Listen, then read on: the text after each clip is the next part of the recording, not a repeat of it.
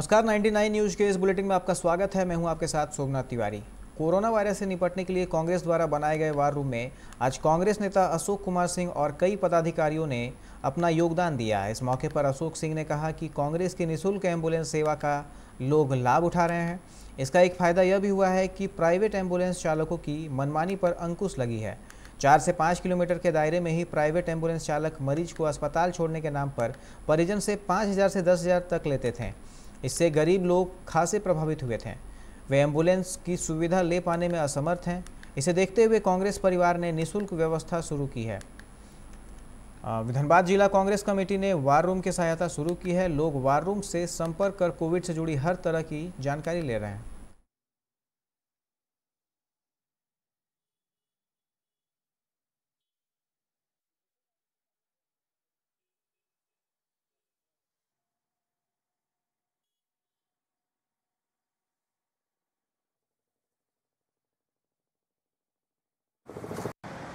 देखिए, आज war room में जो भी लोगों को ज़रूरत है लोग आ रहे हैं, अपना जो भी जानकारी लेना है ले रहे हैं। जिनको एम्बुलेंस की ज़रूरत होती है वो एम्बुलेंस लेते हैं। जिनको और भी इससे रिलेटेड, कोविड से रिलेटेड किसी भी प्रकार की जानकारी ज़रूरत होती है वो लेते हैं। तो 24 घंटा सेवा दे रहा है कांग्रेस। और भाजपा के लोग जो हैं घर में बैठ के बात बना रहे हैं। सांसद महोदय का बयान आया था कि मैं डॉक्टर नहीं हूं कि आला लेके घूमूं। उनके जो जिला अध्यक्ष हैं शहरी चंद्रशेखर सिंह, उनका बयान आया था कि कांग्रेस के 3 लाख वोट लाने वाले कुर्सी आजाद कहाँ हैं। बागमारा के रामकनाली यूपी अंतर्गत जमुआटाड़ पंचायत के 21 वर्षीय चंदन सिंह का शव ताराटाड़ के जंगल में एक पेड़ से लटका मिला। आज सुबह युवक के परिजन ढूंढते हुए जंगल की तरफ पहुंचे तो पेड़ में झूलते शव को देखा, जिसकी सूचना पुलिस को दी गई। पुलिस ने शव को पोस्टमार्टम के लिए धनबाद भेज दिया। वहीं मृतक युवक की मां शीतल देवी ने कहा कि सोमवार शाम को खाना खाकर घर से निकला था। बहुत देर तक नहीं आने पर खोजबीन की लेकिन नहीं मिला। आज सुबह उसकी लाश मिली। बताया जा रहा है कि गाँव की ही एक लड़की से चंदन का 2 साल से प्रेम प्रसंग चल रहा था। लड़की के परिजन ने उसे मारने की धमकी दी थी। उसके बेटे की हत्या की गई है। रामकनाली यूपी प्रभारी जुबेल गुड़िया ने मामले की जांच कर रहे हैं।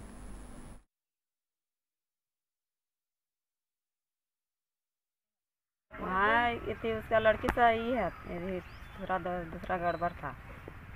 श्रीधर सिंह के बेटी श्रीधर सिंह अभी अपना बेटी का ले गया है शादी देने के लिए।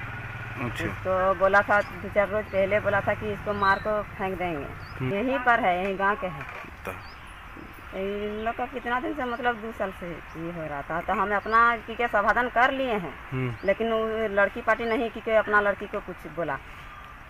कल 4 बजे सर खाना वाना खा लिए थे और बोला कि हम जा रहे हैं उधर लेटरिंग करने के लिए। तो हमको भी जाइए। तो उसके बाद घरे नहीं आया, गोटे खोजे मिलवे नहीं किया। इतना मिला था कि एक लड़का ऐसे पेड़ में फांसी लगा के मर गया। तो हम लोग आके देखे तो लड़का है उसका पैर नीचे ज़मीन में झूल रहा था, लेकिन गर्दन में फांसी लगा हुआ था और उसका मृत्यु हो गया है। उसका नाम है चंदन सिंह। ये खमारगोड़ा ताराटोला। आगे पोस्टमार्टम के लिए पीएमसी धनबाद भेजा जा रहा है। आगे लिखित मिलने पर। बागमारा की कतरास भटमूरना कॉलोनी में 35 वर्षीय राजकुमार नामक व्यक्ति की हत्या कर उसके शव को उसी के आवास में दफनाने का मामला सामने आया है। वहीं घटना की सूचना पाकर कतरास पुलिस घटनास्थल पर पहुंचकर घटना की तफ्तीश में जुट गई है। जांच के दौरान घर में कई जगह खून के धब्बे के निशान भी पाए गए। मृतक के साथ रह रही उसकी भाभी ने बताया कि बीती रात किसी विवाद के कारण मारपीट के डर से वह घर से रात में ही बाहर निकल गया था। और जब अहले सुबह वापस लौटी तो घटना का पता नहीं।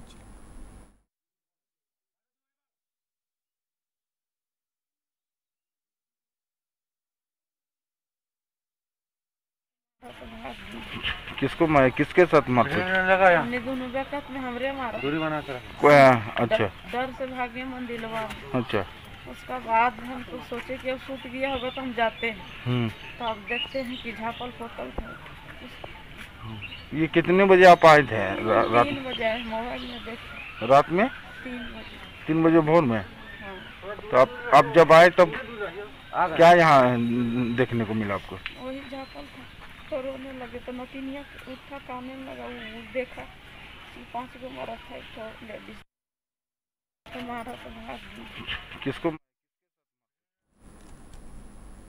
कोरोना काल के दौरान जरूरतमंदों की मदद के लिए धनबाद एसबीआई हीरापुर शाखा ने सिविल सर्जन को oxygen concentrator, PP kit, mask, sanitizer समेत कई उपकरण सौंपे हैं। Civil surgeon doctor Gopal Das ने बताया कि एसबीआई शाखा से 2 oxygen concentrator, 50 PP kit, sanitizer दिया गया है, जो संक्रमितों के इलाज में काफ़ी उपयोगी साबित होगा। बैंक प्रतिनिधि ने बताया कि क्षेत्रीय प्रबंधक के निर्देशानुसार इसे कई स्थानों पर जरूरत की वस्तुएं पहुंचाने का कार्य किया जा रहा है।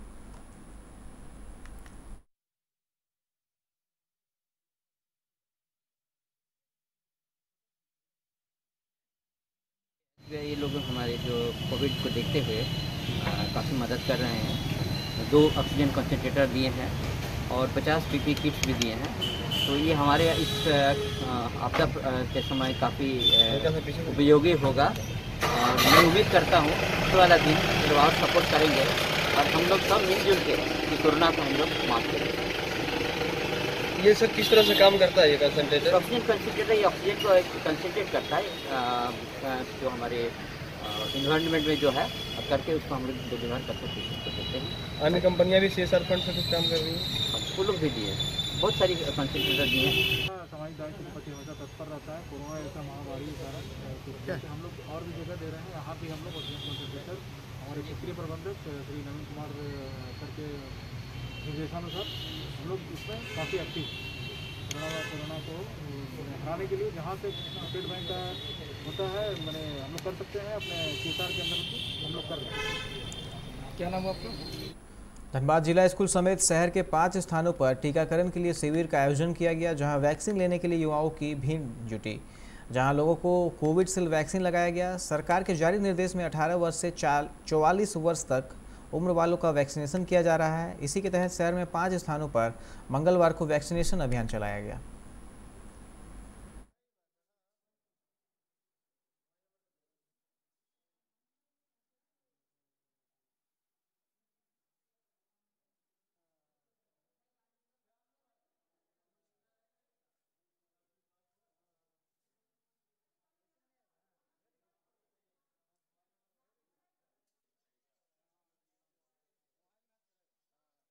ठीक लग रहा है। और भी लोगों से क्या अपील करेंगे?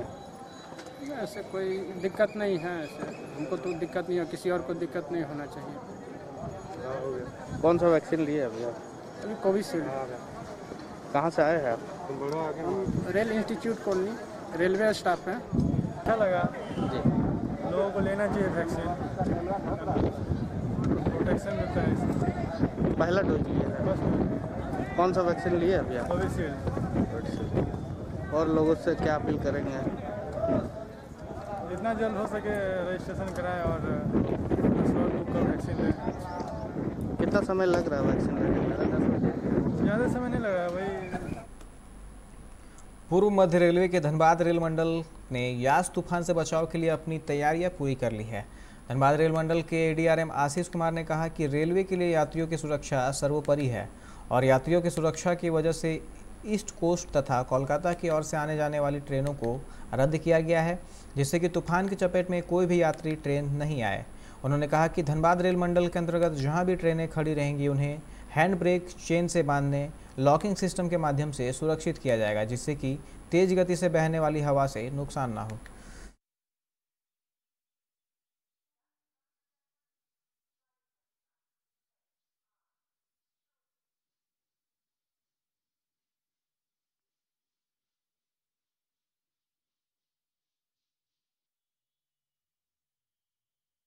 ट्रेनें कैंसिल हुई हैं भुवनेश्वर वाले ईस्ट कोस्ट की तरफ से, कुछ ट्रेन कैंसिल हुई हैं कलकत्ता से जो खुलती हैं, वो एक मतलब साइक्लोन के मद्देनज़र ये प्रिवेंटिव मेजर के रूप में उसको कैंसिल किया जा रहा है, जिससे यात्रियों को कहीं किसी साइक्लोन वगैरह में या किसी में फंस जाए या कुछ ऐसा एबनॉर्मलिटी ना हो, उसकी वजह से ही किया गया है।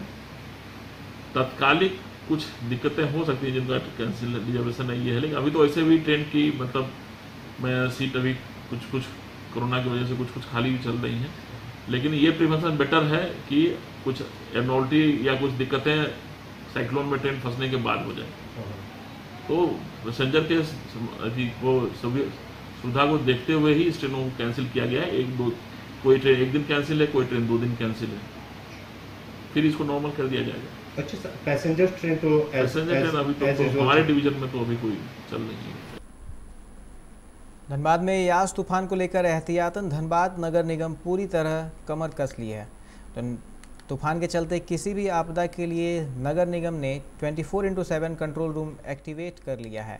नगर आयुक्त सत्येंद्र कुमार ने कहा कि निगम क्षेत्र के किसी भी हिस्से में विशालकाय पेड़ों के गिरने, पानी का जमाव जैसी समस्याओं से निपटने के लिए निगम ने अपनी टीम तैयार रखी है। उन्होंने कहा कि निगम ने जेसीबी और मैन पावर का पूरा बंदोबस्त कर रखा है। आगामी 72 घंटों में यास तूफान के चलते किसी भी तरह की अनहोनी से निपटने के लिए निगम के लोग सजग और सतर्क हैं।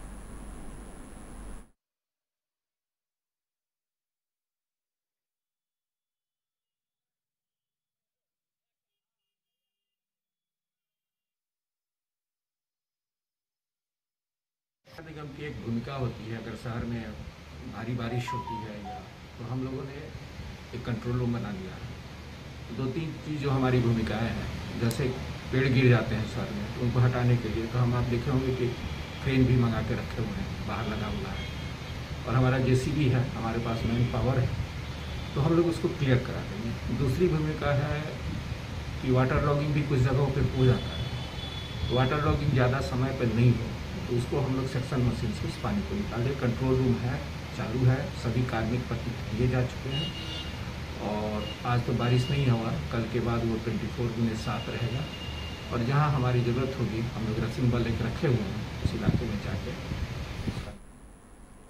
पिछले 24 घंटे में धनबाद में संक्रमित से 3 गुना ज़्यादा लोग स्वस्थ हुए हैं। 103 नए संक्रमित मिले हैं, वहीं 314 ठीक भी हुए हैं व 2 लोगों की मौत हुई है। पिछले 3 दिनों में धनबाद में कुल 1086 लोग स्वस्थ हुए, जबकि 327 नए संक्रमित मिले। इसके साथ ही 38 दिन बाद एक बार फिर से धनबाद का रिकवरी रेट 90% से ज़्यादा हुआ है। अब यह 91.80% है। जिले में एक्टिव केस की संख्या भी फिर से 1000 से नीचे आ गई है। सोमवार को यह आंकड़ा 996 का रहा, जबकि इससे पहले 18 अप्रैल को 1000 से कम एक्टिव केस थे। बिहार के पूर्व सांसद आनंद मोहन की रिहाई की मांग को लेकर उनके समर्थकों ने आज वर्चुअल उपवास रखा है। धनबाद में भी विभिन्न जगहों पर AICC के सदस्य सह फ्रेंड्स ऑफ संतोष सिंह के संस्थापक संतोष कुमार सिंह के नेतृत्व में उपवास रखा गया। संतोष सिंह ने अपने परिवार के सभी सदस्यों के साथ दिन के 11 बजे से शाम 5 बजे तक उपवास रखा। इस मौके पर संतोष कुमार सिंह ने कहा, 14 वर्ष की सजा अवधि समाप्त होने के बाद भी पूर्व सांसद आनंद मोहन को रिहा नहीं किया जा रहा है। बिहार के मुख्यमंत्री नीतीश कुमार ने पिछले साल महाराणा प्रताप के जन्मोत्सव समारोह में आनंद मोहन की रिहाई की घोषणा की थी, और जब आनंद मोहन को फंसाया गया था तो जॉर्ज फर्नांडिस और नीतीश कुमार ने धरना देकर कहा था, आनंद मोहन निर्दोष है, इसलिए राज्य सरकार उन्हें रिहा कराने की कोशिश करे।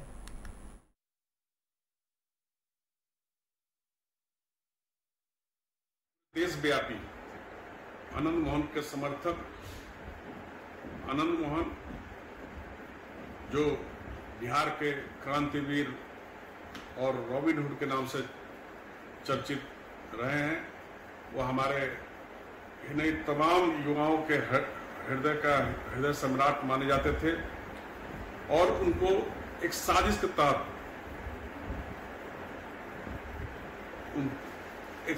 तहत उनको जेल के शिकंजों में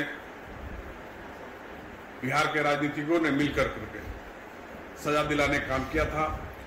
भड़काऊ भाषण देने के आरोप में आनंद मोहन जी को फांसी के तख्ते पर एक साजिश के तहत लटकाने का काम हुआ। फिर सुप्रीम कोर्ट से फांसी की सजा उम्र कैद में तब्दील हुई, और आज 17 मई को आनंद मोहन जी का सजा 14 वर्ष समाप्त हो जाने के बाद भी बिहार की नीतीश कुमार सरकार पूर्वग्रही भावना से ग्रसित होकर आनंद मोहन जी को रिहाई नहीं कर रही है।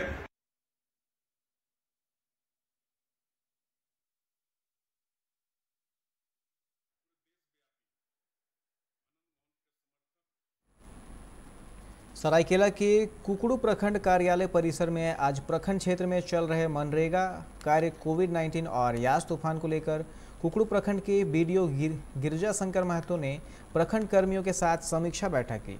बैठक में बीडीओ ने सभी कार्य में तेजी लाने का निर्देश दिया। बीडीओ गिरजा शंकर महतो ने बताया कि मनरेगा, प्रधानमंत्री आवास, यास तूफान, तालाब निर्माण और दीदी बाड़ी योजना को लेकर प्रखंड कर्मियों के साथ चर्चा की गई। उन्होंने कहा कि प्रखंड कर्मियों को निर्देश दिए गए हैं कि बरसात से पहले प्रखंड क्षेत्र में चल रहे सभी कुआं निर्माण कार्य को जल्द से जल्द पूरा करें। साथ ही पूरे प्रखंड क्षेत्र में इस बार पौधारोपण को लेकर जोर दिया गया है। प्रखंड क्षेत्र के 25 जगह का चयन किया गया है जहां पौधारोपण किया जाना है और उसे समय पर पूरा करना है।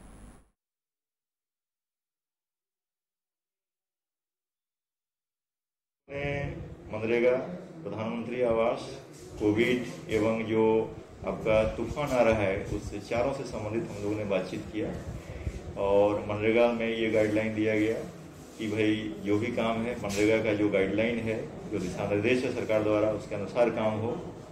कुआं जितना लिया हुआ है सारा कंप्लीट हो जाए समय के अनुसार, क्योंकि बारिश होने वाली है, कुआं धंस सकता है।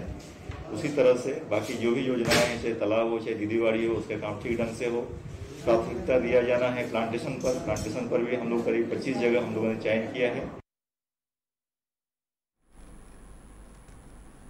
कहावत है कि बुरे वक्त में बेटा और समाज साथ छोड़ देता है, तो उस विषम परिस्थिति में भी हमेशा माँ बाप के साथ बेटियां खड़ी मिलती है। हजारीबाग के टाटी झरिया के खंभुआ में 2 बेटियों ने एक अलग ही उदाहरण समाज के सामने पेश किया है। यहाँ इस परिवार को समाज ने बहिष्कृत कर दिया है। इसके बावजूद बेटियों ने पूरे विधि विधान से अपनी मां का अंतिम संस्कार ही नहीं किया बल्कि समाज को बड़ा संदेश भी दिया। दरअसल सोमवार को प्रखंड के खंभावा गांव में 55 वर्षीय कुंती देवी पति कमल भूइया का निधन हो गया। निधन हो जाने के बाद समाज ने उसके किसी भी कार्य में साथ देने से इनकार कर दिया। इसके बाद बेटियों ने न केवल कुंती देवी की अंतिम यात्रा में घर से लेकर शमशान तक अर्थी को कंधा दिया बल्कि पूरे रीति रिवाज से उसका अंतिम संस्कार भी किया। सारा कार्य मृतिका की 8 बेटी और उसके मताहतों ने किया।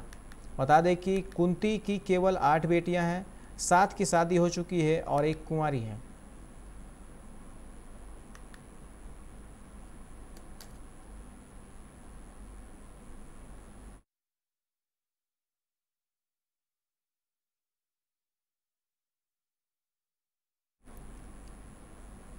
सदर थाना क्षेत्र के धर्मपुर स्थित JSLPS कार्यालय के पीछे स्वर्गीय प्रेम पांडे के घर और उनके किराएदार राजू पासवान के आवास में सोमवार की रात चोरी की घटना को अंजाम दिया गया।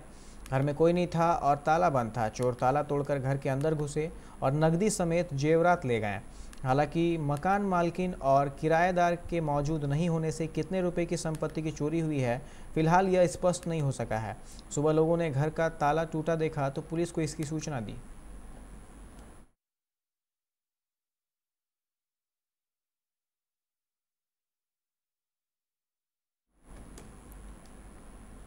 झारखंड में लॉकडाउन करने के बाद कोरोना वायरस संक्रमण को काबू करने में सकारात्मक सुधार देखने को मिली है। हालांकि अभी राज्य सरकार तत्काल लॉकडाउन खत्म करने के मूड में नहीं है। मंत्रिमंडल के सहयोगियों के साथ मुख्यमंत्री हेमंत सोरेन ने इस विषय पर चर्चा की और आगे कोई बड़ा निर्णय ले सकते हैं। अधिकृत तौर पर संभावित कोरोना की तीसरी लहर का मुकाबला करने के लिए रणनीति बनाने और आगे का कार्यक्रम तय करने पर चर्चा इस बैठक में हुई। ऐसी संभावना है कि कम से कम 1 हफ्ते के लिए झारखंड में लॉकडाउन और बढ़ाया जा सकता है। झारखंड के आपदा प्रबंधन मंत्री बन्ना गुप्ता ने चक्रवाती तूफान यास के मद्देनजर गृह कारा एवं आपदा प्रबंधन विभाग के प्रधान सचिव को दिशा निर्देश जारी किए हैं। उन्होंने अपने पत्र के माध्यम से निर्देश दिए हैं कि इस तूफान का विशेष प्रभाव 26 मई से 28 मई तक पूर्वी सिंहभूम जिला सहित पूरे राज्य में रहने की आशंका है। इसको देखते हुए विशेष सतर्कता बरतने की आवश्यकता है। बोकारो थर्मल के गांधीनगर थाना क्षेत्र के जारंगडीह पुल के पास जांच अभियान चलाया गया। इस दौरान यातायात डीएसपी पूनम मिंज के नेतृत्व में मास्क और हेलमेट नहीं पहने 2 पहिया वाहन चालक को चेतावनी देकर छोड़ा गया। डीएसपी पूनम मिंज ने कहा कि स्वास्थ्य सुरक्षा सप्ताह के तहत सरकार के गाइडलाइंस का पालन नहीं करने वालों के विरुद्ध यह अभियान चलाया जा रहा है।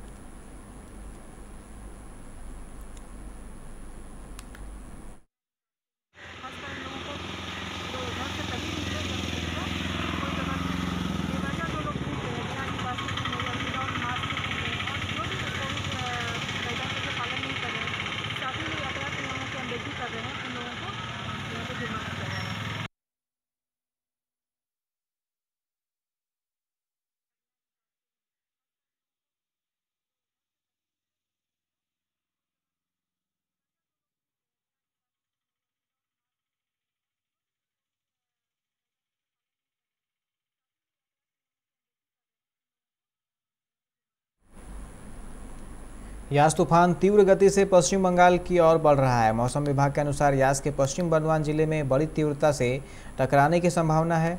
इसे अम्फान से भी अधिक शक्तिशाली बताया जा रहा है, इसलिए जिला प्रशासन लगातार तूफान से बचाव और लोगों को जागरूक करने में लगा हुआ है।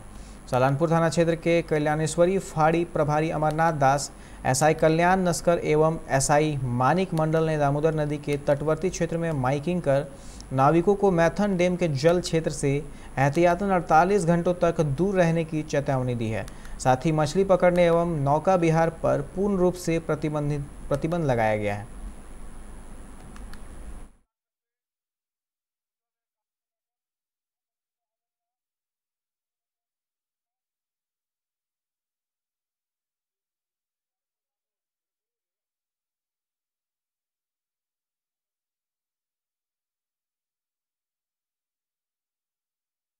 থেকে আমাদের খুবই অসুবিধা, লোকজন আসে না, নৌকো এখন আমাদের বন্ধ আছে। তারপরে এই নৌকোর জন্য এই জলের জন্য আমরা আসতে হয় যে নৌকো আমাদের বাঁচানো হয়। আর লকডাউন থেকে অসুবিধা, তারপরে সরকার মানুষকে এসে বন্ধ করেছে যে যখন আপনার ঘূর্ণিঝড় আসছে নৌকোতে যায় না। আমরা সরকারের কথাকে মানছি, আমরা এখন নিজের জন্য খুব অসুবিধা। লকডাউনে লোকজন নয়। 7 सूत्री मांगों को लेकर निजी ठेका सुरक्षा गार्डों रामनगर सेल कोलियरी के प्रबंधन कार्यालय के सामने धरने पर बैठ गए। सुरक्षा गार्डों का कहना है कि 3 महीने के बकाया वेतन का भुगतान तत्काल किया जाए, साथ ही सुरक्षा बलों पर किसी भी तरह की प्रताड़ना नहीं की जाए।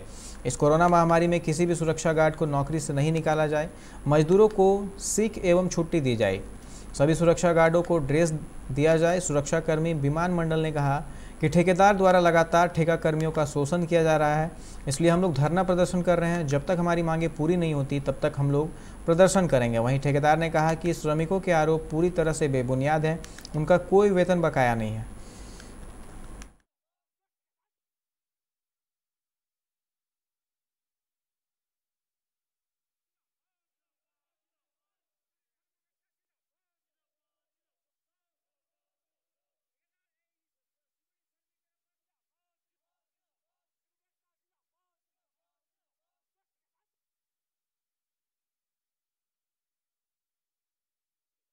তাদের 3 মাসের পেমেন্ট দেওয়া হয়নি এবং তাদের মিনিমাম ওয়েজ 534 হিসাবে একটা ধার্য করা হয়েছে। সেল ম্যানেজমেন্ট সেটা ধার্য করেছে এবং সেল ম্যানেজমেন্টকে আপনারা জিজ্ঞাসা করতে পারেন, এখনো পর্যন্ত তাদের মিনিমাম ওয়েজ দেওয়া হচ্ছে না। এমনকি যদি কাউকে দিতে গেলে, কেউ যদি জোর চাইতে গেলে তাকে ছাঁটাই করা হবে, সেইভাবে ম্যানেজমেন্ট ধমকি দিচ্ছে। এখনো আমাদের 30 দিনের যে ছুটি, যে সিভ লিভ ছুটি, সেটার কোনো ব্যবস্থা নেই। যা খুশি তাই, মানে ঠিকাদার যেভাবে অত্যাচার করছে, মানে ওয়ার্কাররা যদি না লড়াই করা যায়, ওয়ার্কাররা হাফ বেতন দিয়ে কাজ করাবার যে মানে ব্যবস্থা সে করেছে, কিন্তু এটা সিকিউরিটি কর্মীরা তারা সরকার গাড়ি ছিল, मैनेजमेंट का इसमें कुछ तो मैनेजमेंटेর কাছে তো কিছু দাবি করছে না, मैनेजमेंट का कोई इशू नहीं है, कॉन्ट्रैक्टर और वर्कर। আমরা এখানে অবস্থান বিক্ষোভ করেছি রামনগর কোলিয়ারির সিকিউরিটি ডিপার্টমেন্ট। আমাদের 7খানা দাবির মধ্যে মেজর যে দাবিগুলো হচ্ছে, আজকে 25 তারিখ হয়ে গেল মে মাসের, আর 5 দিন হলে 3 মাস পূর্ণ হবে।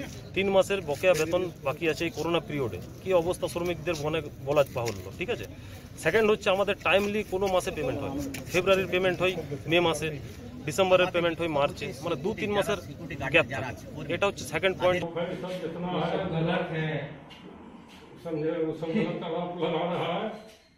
अच्छा, आज वो लोग जब बैठ गए वहाँ पर ही, तो वो लोग तो कुछ अगर चोरी होता है तो क्या जिम्मेदारी किसका आएगा?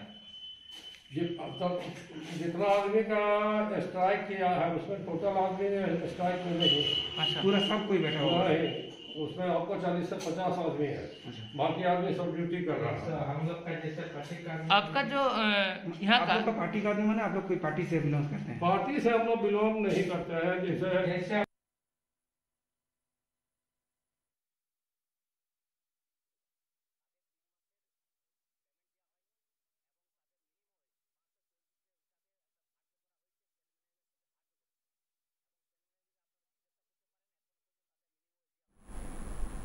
आसनसोल के सालानपुर ब्लॉक के रूपनारायणपुर एनटीपीसी में भारत का पहला पर्यावरण अनुकूल 50 मेगावाट का एम्पियर रिएक्टर मशीन पहुंचा है।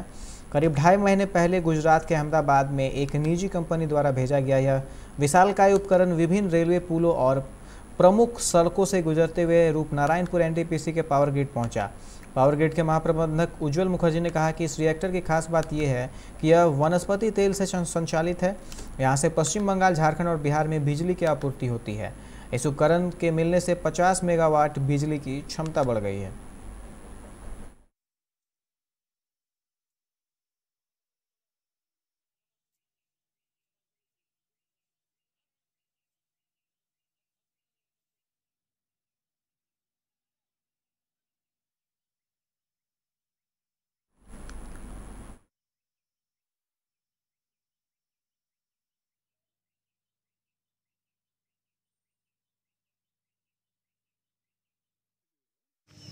আমাদের বাদেই ট্রান্সফর্মার অ্যান্ড রিঅ্যাক্টার্স কর্পোরেশন বলে একটি সংস্থা আছে, যারা L1 মানে সর্বনিম্ন দাম দিয়ে এবং আরও টেকনিক্যাল বিভিন্ন অ্যাসপেক্টগুলো দেখাশোনার পরে এরাই নিম্নস্থ দরপ্রাপ্ত হওয়ার জন্য এদেরকে অর্ডার দিয়েছিলেন পাওয়ার কর্তৃপক্ষ। এর বৈশিষ্ট্য কী হবে? বর্তমানে এই সাবস্টেশনে আমাদের আরও 9 করে 7টি রিঅ্যাক্টার আছে। এই রিঅ্যাক্টার আরও একটি যোগ করা হচ্ছে। এর মূল উদ্দেশ্য কিন্তু ভোল্টেজ কন্ট্রোল। মূলত রিঅ্যাক্টারের উদ্দেশ্য হচ্ছে উন্নত মানের বিদ্যুৎ দেওয়া, নিরবিচ্ছিন্ন না। নিরবিচ্ছিন্ন বিদ্যুৎ দেওয়ার জন্য লাইন এবং ট্রান্সফর্মার লাগে। উন্নত মান, উন্নত गुणागुण সম্বন্ধিত বিদ্যুৎ দিতে গেলে रिएक्टर लगे। सालानपुर ब्लॉक में आम लोगों के साथ छोटे बड़े कारोबारियों का टीकाकरण मंगलवार से शुरू किया गया। सालानपुर ब्लॉक प्रशासन की पहल पर क्षेत्र के वाहन चालकों के साथ व्यापारियों का भी टीकाकरण किया जा रहा है। पीठाक्यारी स्वास्थ्य केंद्र में क्षेत्र के 5000 व्यापारियों एवं वाहन चालकों को कोविडशील्ड वैक्सीन देने का काम शुरू हो गया है। आज करीब 300 व्यापारियों का टीकाकरण किया गया। इस संदर्भ में एक व्यापारी ने कहा कि इस बार आम लोगों के अलावा करीब 5000 व्यापारियों एवं वाहन चालकों को वैक्सीन दी जा रही है।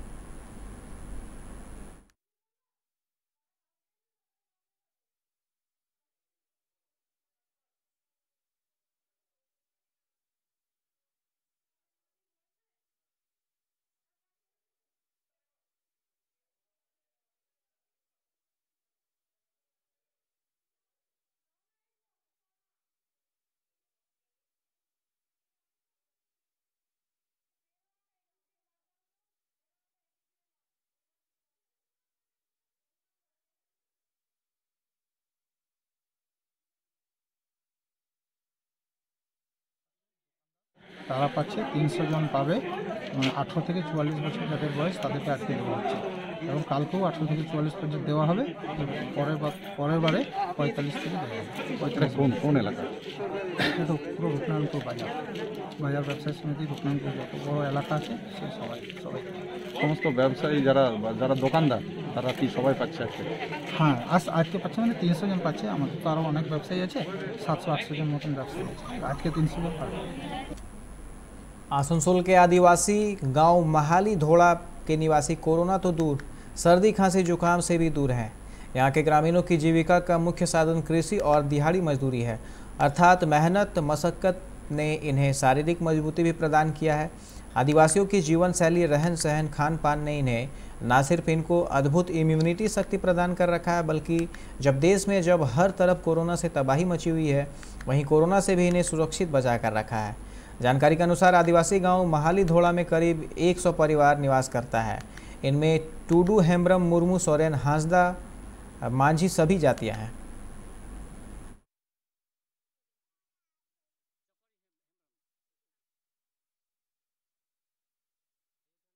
এর অনেক জাতি আছে, টুডু আছে, সোরেন আছে, মাড্ডি আছে, মুর্মু আছে, হেমব্রম আছে, সব আছে।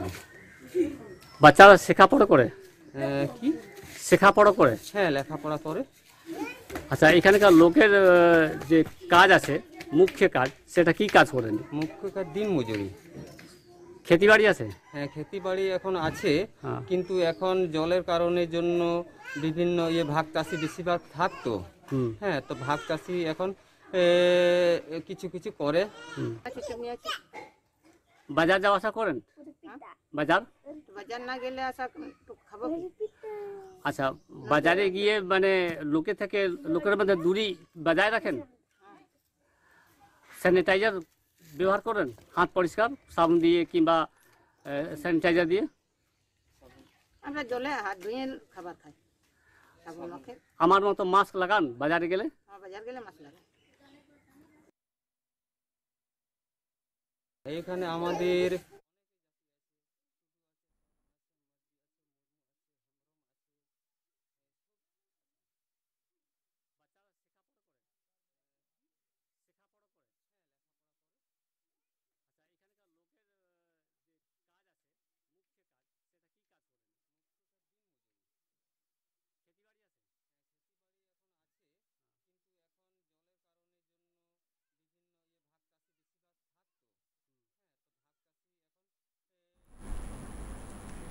अगले 24 घंटों में चक्रवाती तूफान यास के बंगाल की सीमा से टकराने की आशंका है। इसके मद्देनजर आज रानीगंज के विधायक तापस बनर्जी और आसनसोल नगर निगम के रानीगंज बोरो 2 के प्रभारी पूर्ण शशि रॉय ने रानीगंज मजार शरीफ कमेटी के पदाधिकारियों सऊद खान और हाजी अनवर से बात की। इस मौके पर तूफान में क्षतिग्रस्त परिवारों को आश्रय देने की बात पर चर्चा की गई। यह तय हुआ कि रानीगंज मजार शरीफ कमेटी की तरफ से मेले के दौरान श्रद्धालुओं को जिस भवन में ठहराया जाता है उस भवन को खोल दिया जाए और तूफान में अपने घरों को खोने वाले लोगों को वहां आश्रय दिया जाए। तापस बनर्जी ने कहा कि आज उन्होंने पूर्ण शशि रॉय के साथ मिलकर विभिन्न इलाकों का दौरा किया जहां तूफान पीड़ितों को रखा जाएगा।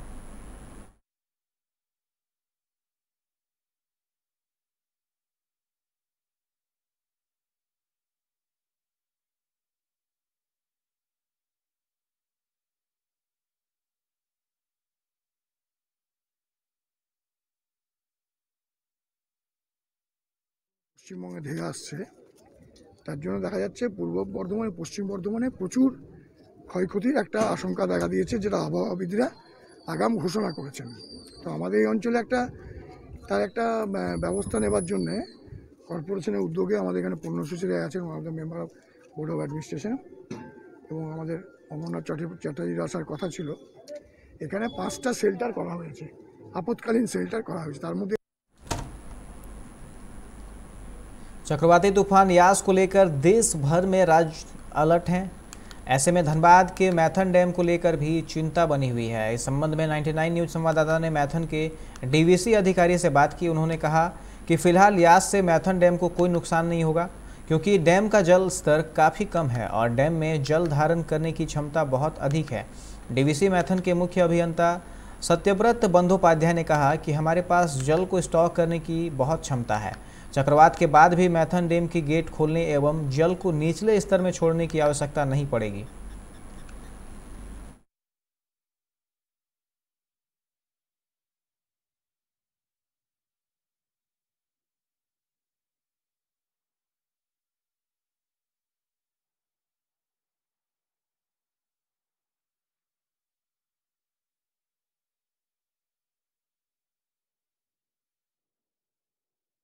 बीस तारीखे বিকেলবেলার থেকে এফেক্টটা শুরু হবে এবং এই সাইক্লোনটা যেটা আসছে সেটা পুরো ঝাড়খণ্ডের ওপর দিয়ে যাবে। আর যেহেতু আমাদের ড্যামগুলো সব ঝাড়খণ্ডের মধ্যে পড়ছে সেই জন্য ড্যামগুলোর ওপরে এর এফেক্ট পড়বে। আর very heavy to extreme rainfall বলা আছে আইএমডি ফোরকাস্টে। তাতে আমাদের ড্যামগুলোতে ভালোই জল আসবে, রেনফল অনেক বেশি রেনফল হবে, ভালোই জল আসবে। কিন্তু ড্যামগুলোর এখন যে অবস্থা, ড্যামগুলোর অনেক নিচে লেভেলে, ওয়াটার লেভেলগুলো অনেক নিচে আছে। আমাদের কাছে প্রচুর স্টোরেজ আছে সবকটা ড্যামে, মাইথন পঞ্চায়েত সবকটা ড্যামে, সেই জন্য চিন্তার কোনো কারণ নেই আর। यास चक्रवात तूफान से निपटने के लिए आसनसोल म्यूनिसिपल कॉरपोरेशन के सदस्यों ने कुल्टी बोरो कार्यालय में बैठक की। तूफान का खौफ कुल्टी में भी देखने को मिल रहा है। आसनसोल म्यूनिसिपल कॉरपोरेशन द्वारा सभी सदस्यों को अलग अलग जगह पर टीम बनाकर तैनात किया गया है। इसी दौरान आसनसोल के पूर्व उप मेयर व आसनसोल म्यूनिसिपल कॉरपोरेशन सदस्य तबस्सुम आरा ने कुल्टी के सभी क्षेत्रों का जायजा लिया।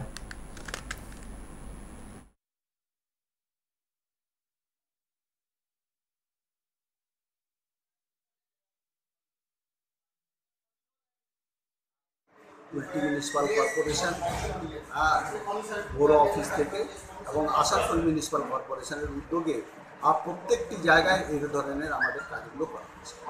যদি ধরুন কোথাও কোনো মানুষ বিপদে আছেন, মনে করছেন যে আশঙ্কা করছেন যে তার ঘরবাড়িগুলো ভেঙে যাবে এবং তাদের টিনের চাল আছে কিংবা টালির চাল আছে, তো সেগুলোকে সেই সব মানুষগুলোকে তো অন্যত্র ব্যবস্থা করার আমরা ব্যবস্থা করেছি, কোনো জায়গায় রাখা, খাওয়া দাওয়া সব রকম আমরা ব্যবস্থা করেছি। এছাড়া আমরা রোডগুলোকে ক্লিন করার জন্য রোডের মধ্যে যদি গাছ পড়ে যায় সেই সব গাছগুলোকে আমরা কেটে সেই সব গাছগুলোকে रोड থেকে সরিয়ে দেওয়ার ব্যবস্থা করেছি। तूफान से किस तरह मुकाबला किया जाए और गरीब को किस तरह राहत दिया जाए, उसके लिए हम लोग बैठे थे। ठीक उसी को देखते हुए आज हम लोग हर बोरो में जितना भी बोरो है सब अपने अपने तौर पे मीटिंग कर रहे हैं। हमारा यहाँ जो इंजीनियर है, इलेक्ट्रिक इंजीनियर हुआ, वाटर इंजीनियर जो है, और भी जो लोग हैं सबों को लेकर, हेल्थ डिपार्टमेंट को लेकर हम लोग सब बैठ रहे हैं। दरअसल जो तूफान आने वाला है उसका हम लोगों को मुकाबला करना है और तमाम लोगों से यही गुजारिश करेंगे कि वो सूचित। अभी के इस बुलेटिन में फिलहाल इतना ही। तमाम खबरों के लिए आप देखते रहे 99 न्यूज़। नमस्कार।